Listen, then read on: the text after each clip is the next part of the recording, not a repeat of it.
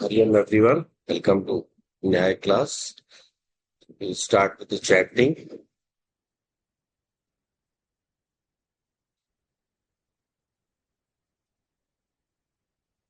Om Sahana Bhavatu Sahano Bhunaktu Sah Viryam Karvavahai Tejasvinavadhitamastu Ma Vidvishavahai. Om Shanti Shanti Shanti. ॐ गणानां त्वा गणपतिगं हवामहे कविं कवीनामुपमश्रवस्तमं ज्येष्ठराजं ब्रह्मणां ब्रह्मणस्पत आनशृण्वन्नोतिभिः सीदसादनम् ॐ श्रीमहागणपतये नमः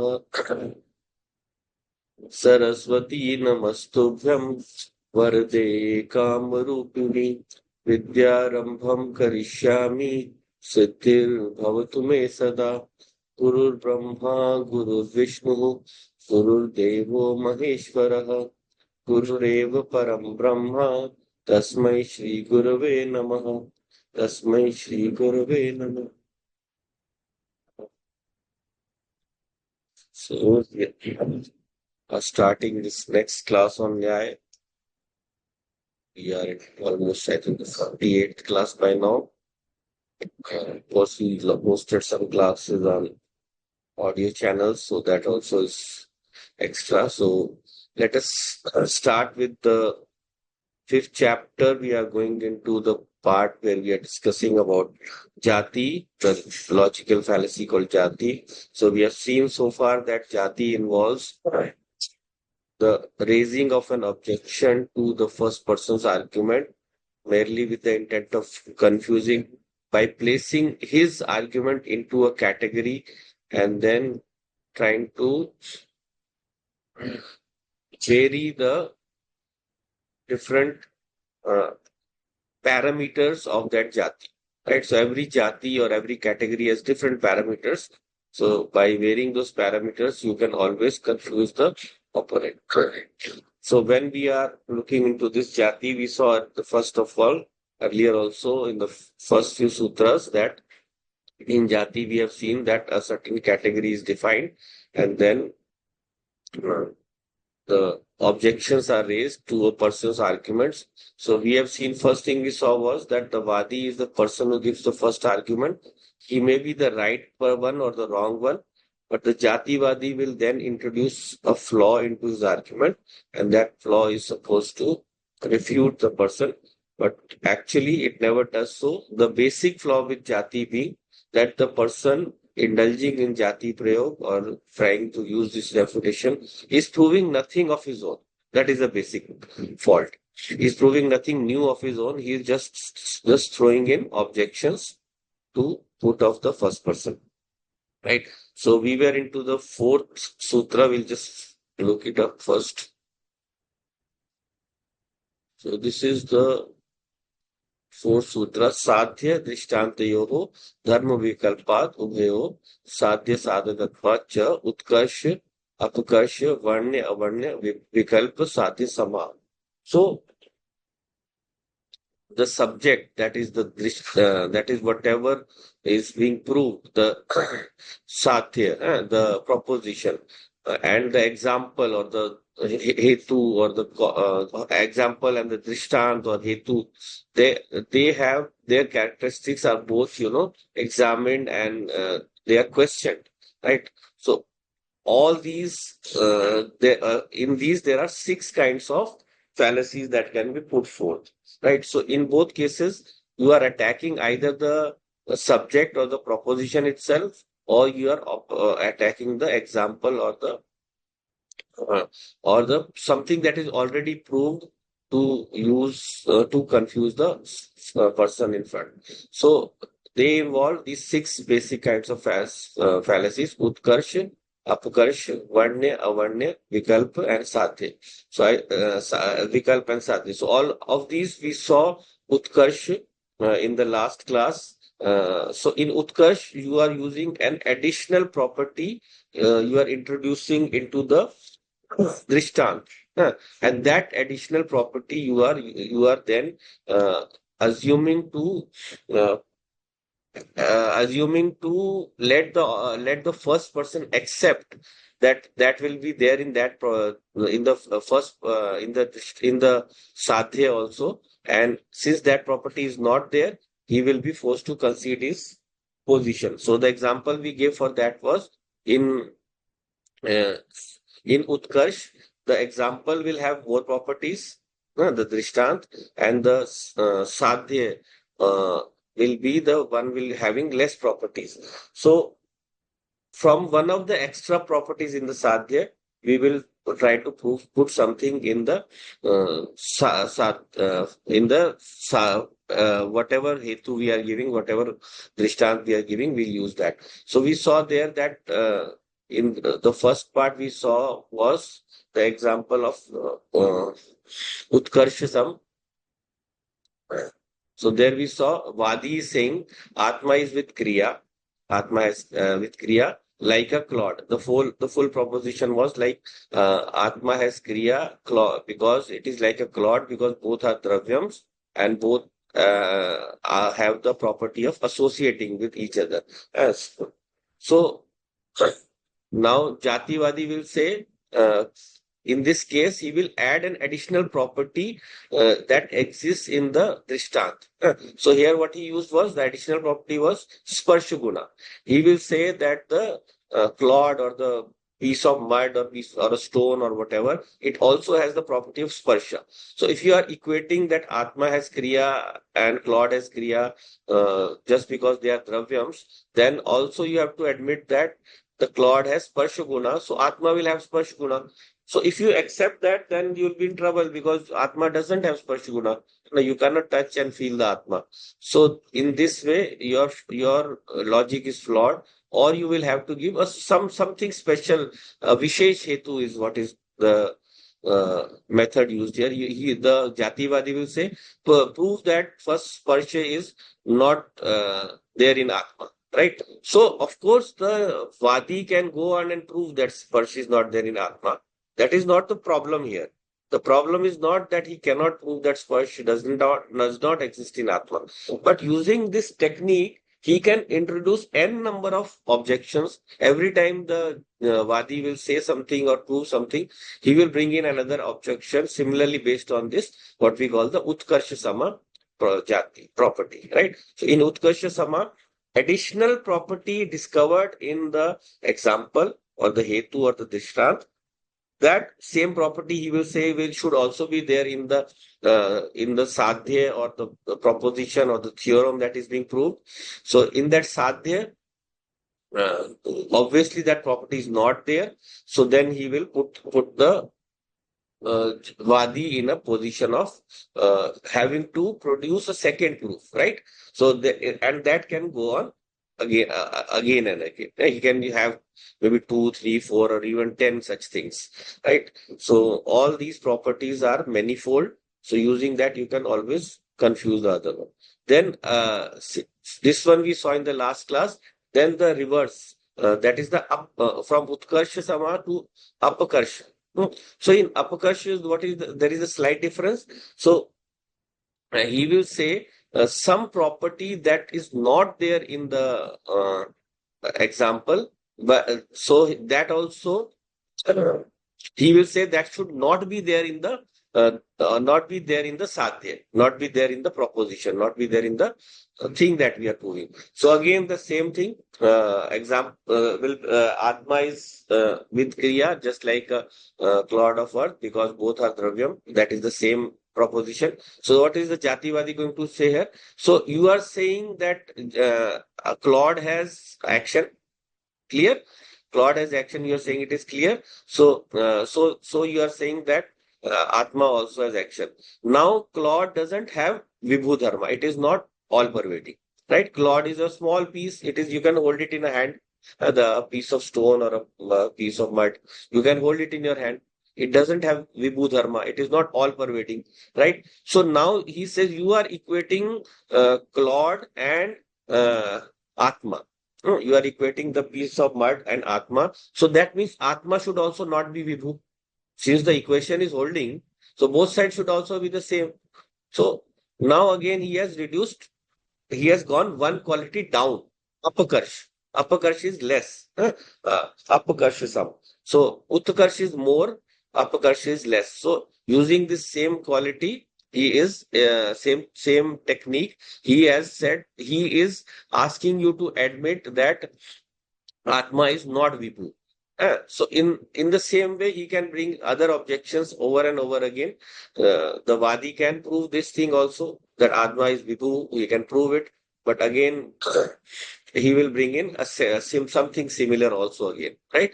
So in this way, there are multiple ways. Of course, in Atma, there are only three things there. So Satchit Anand Roop being there, so that they are not actually even properties or gunas, they are Swarupam. But in any case, using these three Swarupam also, he can uh, create a confusion, right? And right now we are talking about Atma, but when we do some other analysis with some other worldly item, then that will have more properties. So he will have more properties to act with or work with, right?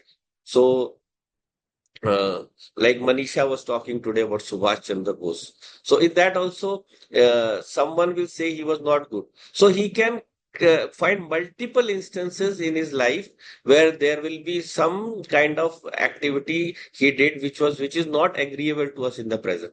Using that, can you assassinate his whole character? No, there are so many things he did, but there might be something which is not right according to the British, right? So that is how it will happen. So in all kinds of such arguments, what the second person does is he quotes some authority or some paper, and from that he takes out some kind of activity which will be, which we call apakarshism. Some property that is there in the second example, that that is there, but that should either be there in the second one, or the reverse we saw in Utkarsham, where the second one has some property, doesn't have some property, Apakarsha uh, that he will impose in the first one also. So basically, Apakarsha is you are taking an additional thing which is not there in the example in the second part, and you are saying that that should also not be there in the first part, right? That is Apakarsha Prayog. So that that is the second part, right? So these are the first two. So next, what is the next one? Varnya and Avarnya. So first we understand what is Varnya and Avarnya. So simple, it's not very complicated. Varnya is something which is what we call Varnan Karne Yog, is something that needs to be proved, something that is not yet proved. So what is Varnya? In the case of the Panchavayava or the five-fold step process, first is the sadhya, then second is the hetu, third is the drishtant. So the sadhya hetu is the connecting point. So you can take it close to the drishtant also. So sadhya is something that is yet to be proved. So sadhya is varnan karne yogya. It is yet to be proved, not yet proved. And right. So what about the drishtant? Drishtant is already proved. Well, Dristant is already proved. So if you say wherever there is smoke, there is fire, that Dristant, we see that in the kitchen. So that is already proved. That it does not need to be proved. So Varnya is something that needs to be proved. Avarnya is something that is not yet proved. Is it clear so far? Varnya, Avarnya? Okay. So then we move on to the example here. Okay. So just to tell you a small story, how reversing things can cause a lot of confusion. So there was once a thief. So he was caught a few times, and then finally he was punished a lot, and then he like swore, holding his ears, "I won't steal again." Then what happened was another time. What happened is he developed a new trick. He went to a merchant who had a shop that had valuable items, let's say like a diamond, and then nearby was another shop which was selling normal crystals. So in the night he went to the shop where the diamond was. He stole the diamond and he replaced it with a crystal from the other shop. Uh, so next day he went to the person with the to the shopkeeper with the who was selling crystals. He brought that diamond, which was actually a crystal, which was actually a diamond, but he paid the money for a crystal for that, right? So, but someone saw him doing that. He was caught, and then he was accused. You said you won't steal. तुमने बोला तुम चोरी नहीं करोगे. So he said, no, I'm not doing chori. I didn't steal anything. I just did hera fairy. Hera fairy is, trickery, for placing one object in place of another. So that way he was able to buy legitimately. He just substituted two things. But actually it is wrong. Na? Actually the process, actually you are putting something valuable, you are replacing it with something less valuable. So that is, so basically Varnya and Avarnya is Hera Fairy only. So how? So first of all, we see our common example. The Vadi is saying Atma is with Kriya. This is what is to be proved, right? It is Varnya. And then the stone, the Lost, it is Kriyavan. The Lost has Kriya. This is the Varnya. It doesn't need to be proved. It has to be. It is there only. It is not to be proved. So now this Jativadi, what will he say? He said, okay, you are saying that Atma is like the lost or a clod, but you cannot prove that lost has Kriya. How will you prove that lost has Kriya?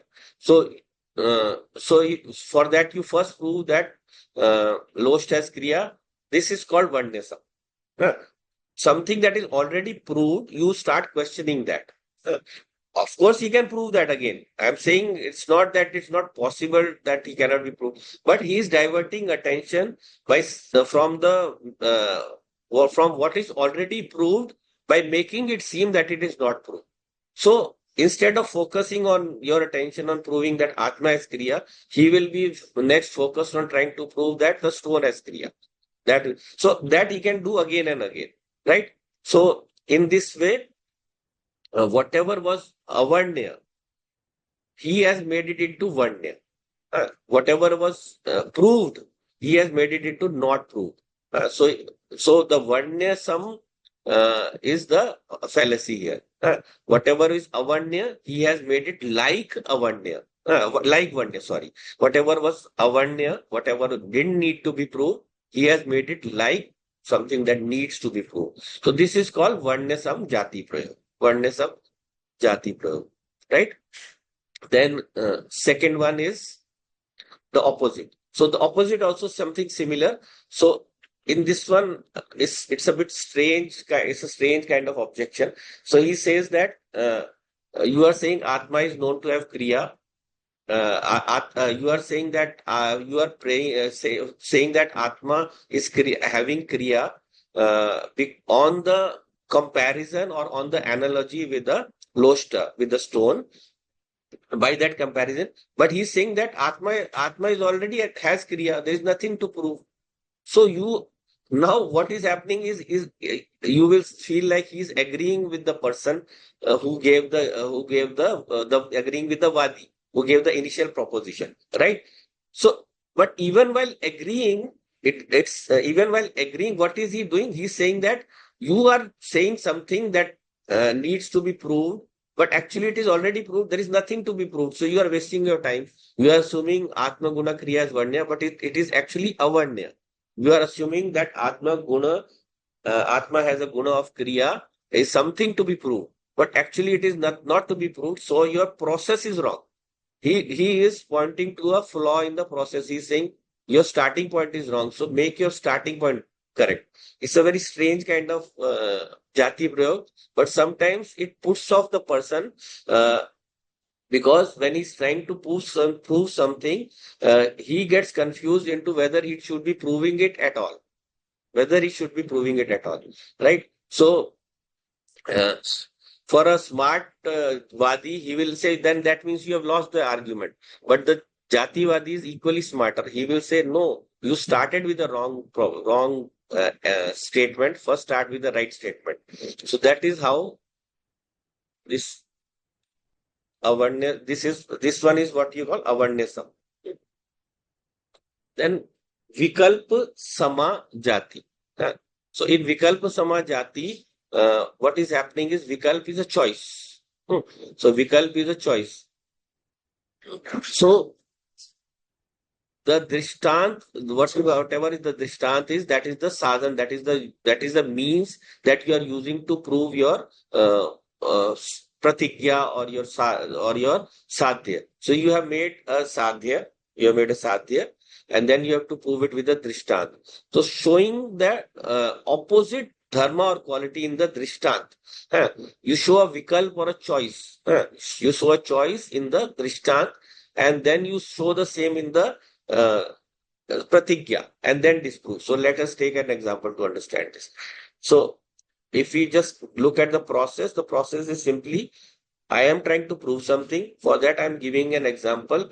Now, in the example, I will introduce an extra property, and then with that extra property, I am comparing it to a third item, and then saying that the comparison does not match, so the first one will not work. So the comparison to the first item will not work. So let us look at this with the same example. So Vadi is saying the Claude is with Kriya, so Atma is with Kriya, right? So now the Jativadi will attack the part with the Claude is with Kriya. So he says the clod or the stone or the piece of mud is with Kriya, you are saying. Now let us take another dravyam, another substance. Let us take another dravyam. So this is the vikalp. This is the choice, alternate choice. Ooh. So he says the clod is with kriya. Now vayu is also a dravyam. Vayu is also with kriya. Now clod is heavy. Vayu is light. Huh? Clod is heavy. Vayu is light. So those two cannot be equated. You cannot equate the clod with vayu. So same way you cannot compare the clod with Atma.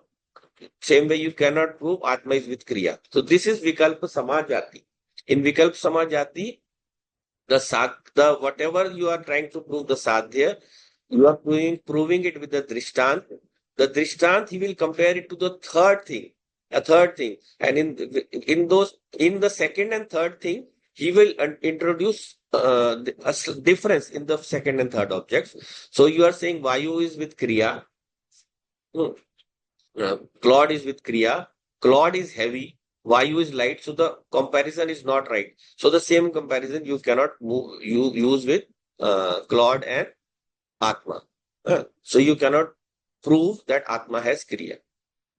So this is the Vikalpa Sama Jati. Vikalpa Sama Jati. So then the last one here, Sadhya Sama Jati. The sadhya is the one that you are trying to prove. Sadhya is what you are trying to prove. It is connected with the hetu or cause to the drishtant. So in sadhya sama, the drishtant is made into sadhya. Drishtant is made into sadhya. How? So sadhya, you are trying to prove something. The drishtant is the example that you are giving. So the drishtant, you are assuming that it is proved. आप मान रहे हो कि सिद्ध है. You are saying that wherever there is smoke, this is proved. So that this one is proved. So he will say no, that is not proved. First you prove it to me. So if the Jativadi says, the Vadi says Atma is with Kriya like a clod, then the Jativadi will say, if clod is like Atma, the mud is like Atma, then Atma is also like clod. So I mean, he wants to bring on a one-to-one relationship between them. So he says, prove first that the clod has Kriya. Prove first that the clod has Kriya. Otherwise, accept that Atma and clod can't be compared. So first prove that this clod has Kriya. So again, this is a diversionary tactic. So all of these diversionary tactics involve these six jatis that we have seen. They all involve this diversion tactic where you remove the focus from the proof thing being proved, जो भी सिद्ध करने जा रहा है, and you attack either the what we call the siddhant, or pratigya. You attack this either the pratigya or you attack the drishtant.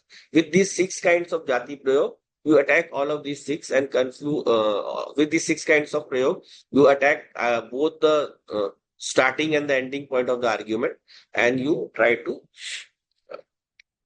discredit the Vadi, discredit the person who is doing the argument, right?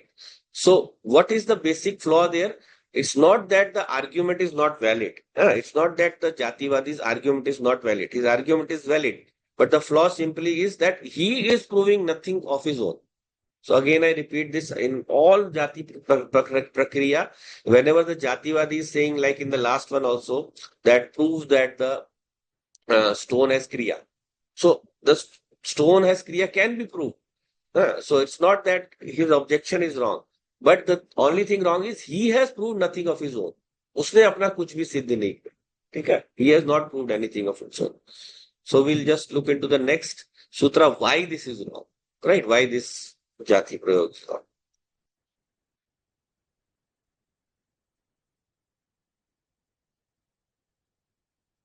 So kinchit sadharmayat उपसंहार सिद्धेः वैधर्म्यात् अप्रतिषेधः. Kinchit sadharmya. So we say that this is of no way to oppose a proposition, because kinchit sadharmya upsanhare siddhe vaidharmyat apratishedah. So there is a subject and there is an example. Will always be a difference that is drawn from a certain equality of their characteristics. Kinchit sadharmyat. So there is certain equality of their characteristics. So this pratished cannot be done. Apratished. This we say is no opposition. So whenever we are trying to prove a proposition, then this proposition we are saying is it can be proved even with the smallest of similarities. Kinchit sadharmya. A proposition can be proved even with the smallest of similarities, but upsamhar, that conclusion can be reached. But with opposite qualities, you cannot negate the proposition. With opposite qualities, you cannot negate the proposition.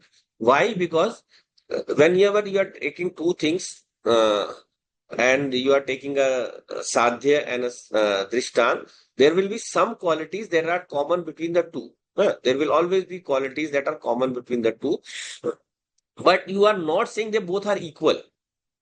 You are not saying that they are both are totally equal. Otherwise, they will be the same thing only. No? Otherwise, there will not be two different objects, right? So that difference is there. So you cannot disprove their equality by harping on the other differences between these two, right? So that is the main flaw of the previous six kinds of logical fallacies, that there will always be some qualities that are common between two objects, but a conclusion as to their equality cannot be extended to other dissimilar properties or entities. So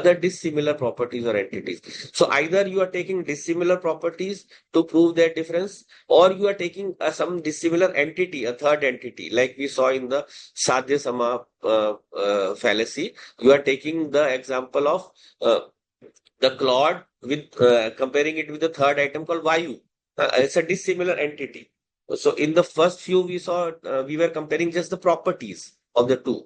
In this one, we went into a third entity, and then we disproved then the Jativadi disproved the Vadi by saying that cloud is heavy, Vayu is light. So in this way, there are two methods by which you can you can prove their dissimilarity. One is by properties, guna, and the other is by entities, vastu, ya dravya.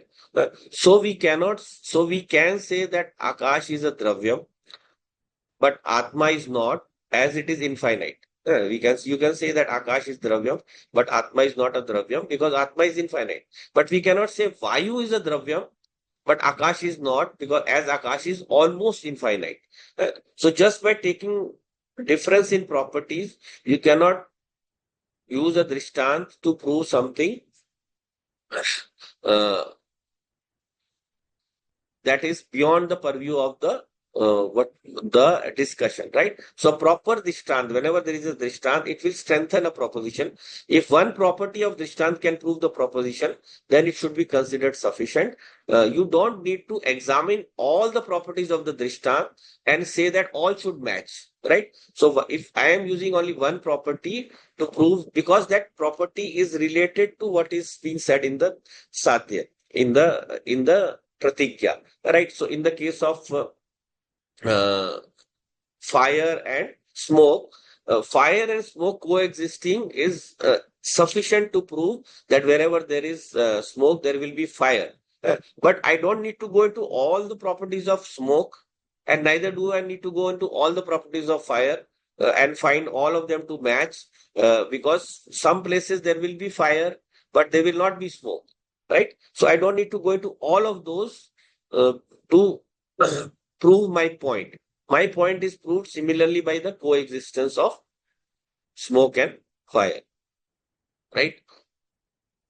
So the next one,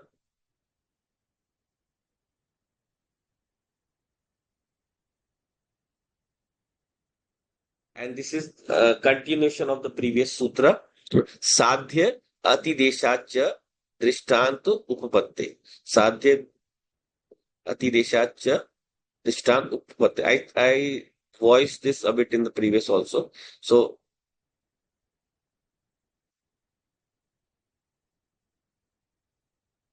now always what will happen is example will surpass the subject or the pratigya.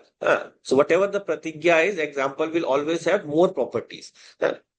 So if we are comparing sound and a pot, we cannot extend the properties of the pot to the sound as such, because the sound is much subtler. It has less properties than the earth or pot. So something that has less properties, you are comparing as something with more properties. That means the sadhya will always have less properties. The drishtant will have more properties. More the extra properties of the drishtant need not be brought into the comparison whenever we are trying to prove something, right? So that is the basic objection that we have to using this kind of Jativadi fallacy, that each and every property need not be uh, proved on a one-to-one basis. Both when you are comparing two objects, I am just trying to prove one property, right? So in this way, like say if I'm trying to prove two objects have heat, right? So I will compare only the heat part. I will not compare the second object having any other property, right? So if Agni has a guna of heat, uh, and by its presence some food can get cooked. So if I say the food is cooked in presence of Agni, that does not mean that Agni has other properties also. Agni has Sparsh guna, Agni has Shabd guna. So I will say that after Agni the food should start making some noise because Agni has a sound like cut cut cut cut sound, that sound. So I cannot extend every property. So her property को मैं नहीं बीच में ला सकता. Is it clear so far this part? Why we cannot use this kind of jati prayog? Okay, Manisha. Yes, it's clear. Okay, so this is why we can't do this jati prayog, right? So we'll move on to the next one.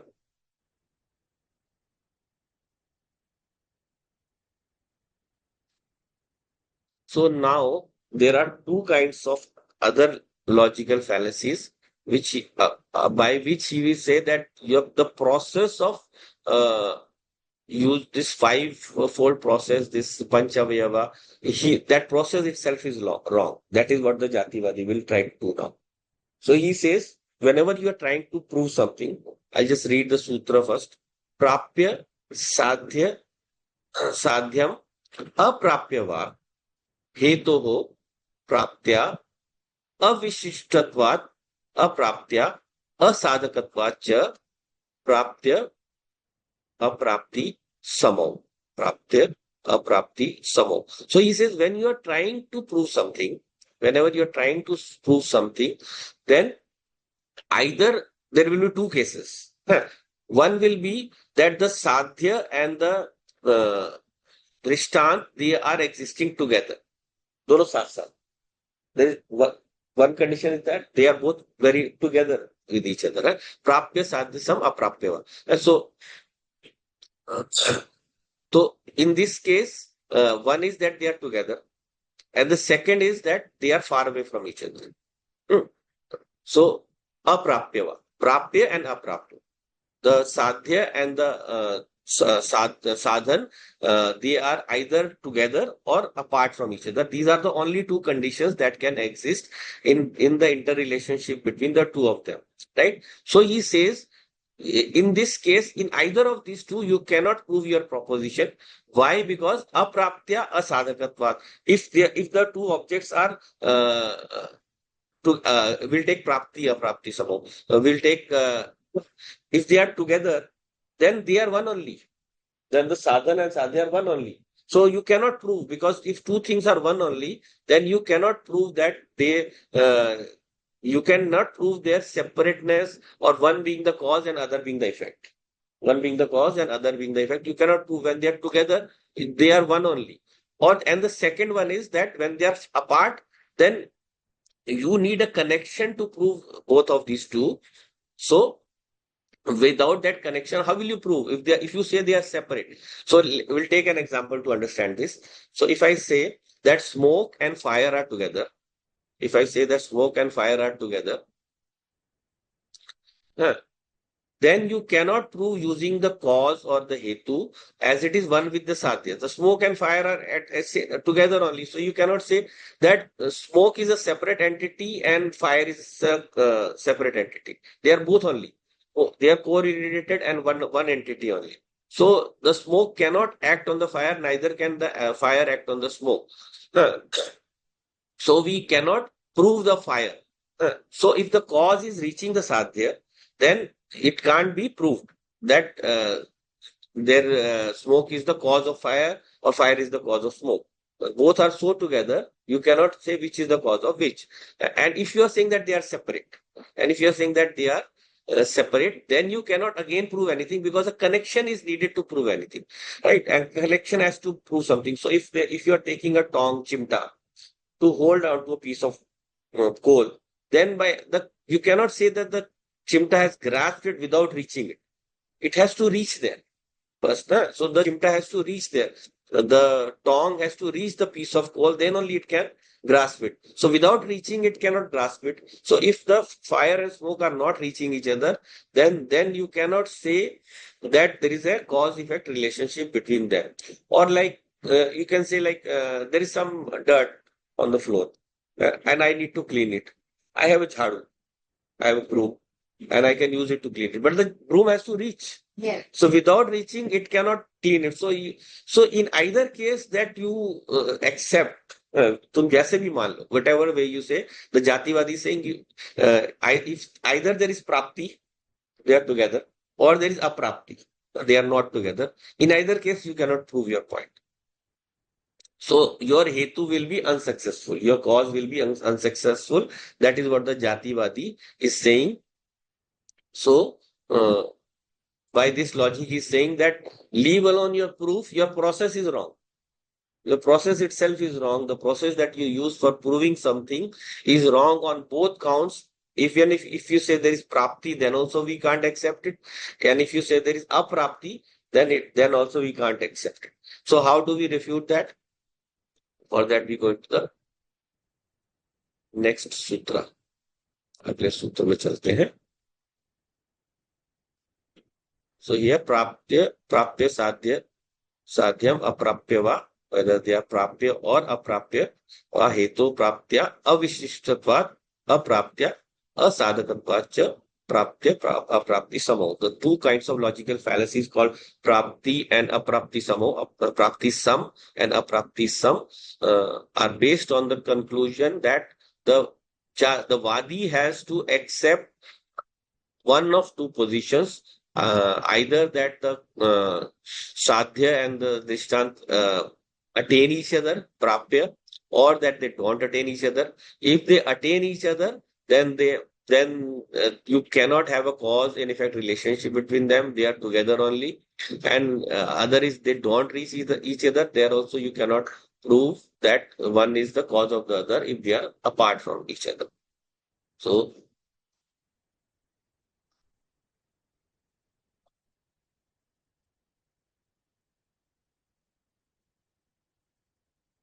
the eighth sutra. घट आदि निष्पत्ति दर्शनात् पीड़ने च अभिचारात् apratishedah. So here we are giving two examples where two things are in co-presence together with each other, yet they can act on each other. And there is the second one where you have two things are apart from each other and yet they can act on each other. So what are these two? Gat adi nishpatti darshanat. So there is a pot and there is the pot and there is a potter nearby. So there is the cause effect relationship or one is acting on the other, right? And then there is the second second one where second one where from far something can act upon another object. So in these both these cases we have examples where the ghata and the pidan are to be used to prove this cause effect relationship or prove that one thing can act on another even when close or even when far. So this is what we are going to say. Ghat adi nishpatti darshanat. We see a pot being made by a potter. Ghat nishpatti is the pot being produced by whom? The potter. And pidane cha abhicharat. Abhichar is to give pain to someone from far, right? So we will just look at these two. So we are saying, what do we say? This is the opposition that you have given in both the cases is not necessary. This opposition is not necessary. The two things occurring together need not always be present together as cause and effect to each other. So, like in the example of the pot, the potter is present nearby. The potter is touching the pot. He is interacting with the pot, yet he is the nimitta karan or the efficient cause of the pot. So, in this way, a task can be accomplished even if the hetu and the sadhya are together. They are together, yet then also the task can be accomplished. That means there can be a cause effect relationship when two things are very close to each other. It is not necessary that if they are together that necessarily means they are one. They can be two separate entities. So actually it is a childish argument, but it has to be given. So that is why it is given, and so it can similarly be disproved by not just this example, but so many other examples. There are so many other examples by which you can prove that two things, when they are in close proximity, they can become cause and effect for each other, or one can produce another. In fact, that is the whole process of manufacturing. All processes of manufacturing involve the close association of two things, right? It can either be the man and the object, or it can be the machine and the object being produced. The machine in contact with some kind of material. So if a machine is making chocolates, so that machine is in close contact with all the raw material available for the chocolate that will involve the milk, the cocoa, the sugar, and whatever, and it will mix them up, and then it will also, put that into trays, dry them up, then also the packaging, all into all that process there is a direct contact. The contact is there. Then the second one is given abhichara apratisheda. So maybe these days we will not accept this kind of thing, but in earlier days there was this thing where maybe you have heard of voodoo magic, where someone takes a doll of another person and he does something, he pokes a pin into the doll, and the person also starts to feel that pricking or pain, or even gets hurt seriously, right? So that is called abhichar. Abhichar is that process by which uh, one person can cause pain to another while being afar. So that just does not apply even to that kind of magic also, but it applies to another way also. You can hurt someone who's far from you by words. You can hurt someone who's far from you by a different kind of contact, or not just hurt. There can be other kinds of interactions by which you can affect someone far from. So These days, of course, you have so many instruments. Those days they were not there. So you have a phone by which you can talk to someone from far, the continents away or even worlds away. Or so you can hurt. Or of course, even in those days, you can hurt someone from far with a stone. You are not reaching that person. So you are using a stone, a projectile, or you can send a missile from one country to another and even destroy that country, just like Israel is doing in Lebanon, and they are all fighting Ukraine, Russia. So missile or a gun, you can use a gun to hurt someone from afar. So abhichar is not necessarily magic, but it can be using some kind of connection with another person using some intermediate thing, so that intermediate thing can cause that harm. That intermediate thing might be something gross, because you are holding something, throwing it and all. It can be something subtle, like you are switching on the TV with the remote.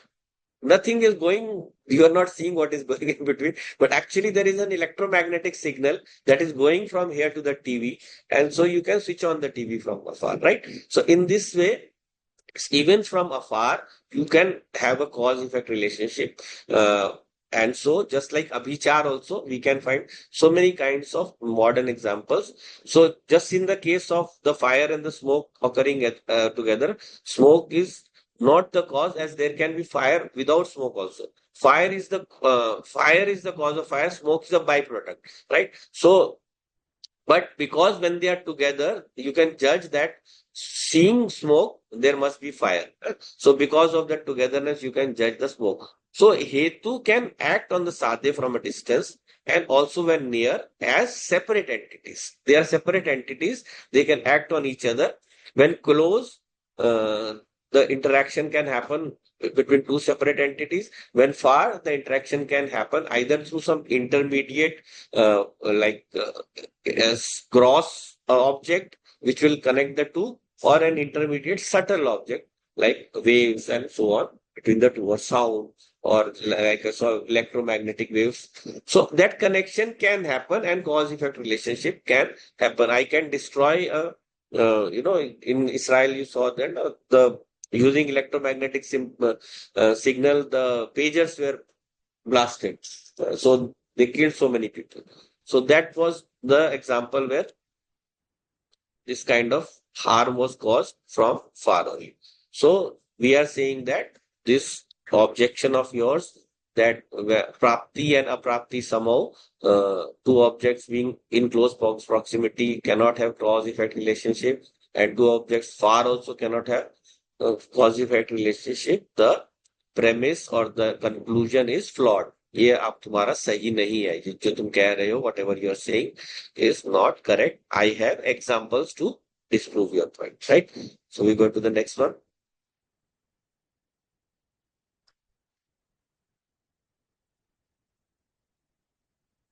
Clear so far? I'm asking again and again. Okay. So I think it's this not so tough once you have the right, but you can read this text also that I've given you earlier. But I find the examples there a bit confusing. So maybe if you can make sense of it, that would be good.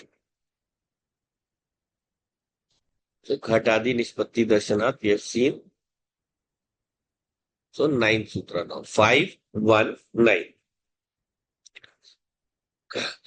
दृष्टान्तस्य कारण अनपदेशात् प्रत्यवस्थात् प्रत्यवस्थानात् च प्रतिदृष्टान्तेन प्रसंग प्रतिदृष्टान्त समो.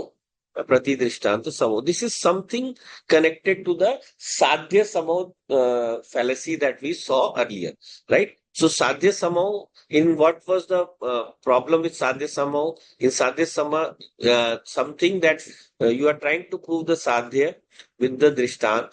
The Drishtant is assumed as being proved. Drishtant is assumed as being proved, and then you are saying that the Drishtant is not proved. So you ask the first person to bring in, say that his dristant is not correct. This is an extension. This is an extension. You ask him to give another dristant. Your first dristant I don't accept. So you give me a pratidrishtant. So what is he saying here?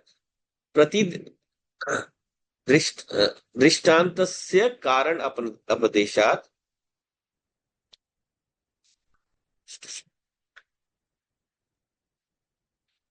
दृष्टान्तस्य कारण अनपदेशात् प्रत्यवस्थानाच्च प्रतिदृष्टान्तेन प्रसंग प्रतिदृष्टान्त समो. So without giving the final cause or without giving the final example involves two kinds of fallacies which cannot be settled. So opponent says you are giving a drishtant, you are giving a drishtant or example to prove your X proposition.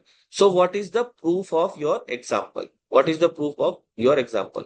So pratidishtanta samau. What is the proof of your example? So we have seen this also, this argument earlier also, just repeating it. So Vadi says Atma has kriya like a stone or a loshta or a clod of earth. So he says how you prove that loshta has kriya. So this far we have seen in the Sadhya Samo. So he has created what we call a new a prasang, a new situation, a new situation or a new object to be proved. So this may seem right to us. This will seem right to us. We have to say, "ठीक ही तो कह रहा है." He's saying the right thing only. You have that your first is dishtant. I'm not accepting, and uh, you now bring in another drishtant. But again, what is the logical fallacy here? We have to remember that the Prativadi again has not proved anything of his own. That is the flaw. So when the Vadi says, the Vadi can say, I will give another reason. Vadi will say, okay, I'm ready. I'm ready to fight. I will give another reason. And he will, but what will happen to the Prativadi? He will ask another Pratidishtan. So, Drishtantasya Karan Anabdeshat Pratyavasthanat. You have given a Drishtant to prove your point, but that example I am not accepting. Pratyavasthanat. I will not accept your position. You have to give me another Drishtant, Pratidishtant. So what is doing in that? He is creating prasanga pratidishtant samo. So he is creating a new situation out of the previous existing situation by which the first one gets caught in the argument. The first one is already proved according to the Vadi, but the Jati Vadi creates a false diversion. So in Pratidishtant, if one says that the reason given is not enough, the Vyapti is not there, so he will give another Dishtant, the Vadi will give another Dishtant. The Vadi will say Atma has Kriya like Loshta. So Jati Vadi says giving another Dishtant of Akash. Yeah, it has, so he will say Akash has conjunction with air, right? So we started the Jativadi, the Vadi has given a Drishtant. The Drishtant is Atma has Kriya like Losht. So what is the Jativadi going to, how is he going to ask for a Prati Drishtant? How will he ask, he will say that you are wrong. So he will say, the Jativadi will say, he will give another Drishtant of Akash. That is the Pratidishtan. So in that Pratidishtan, what he's saying, Akasha has conjunction with air, but it doesn't have Kriya. Akash में conjunction है, योग गुण है, संयोग गुण है, it is a property of conjunction, but it doesn't have Kriya.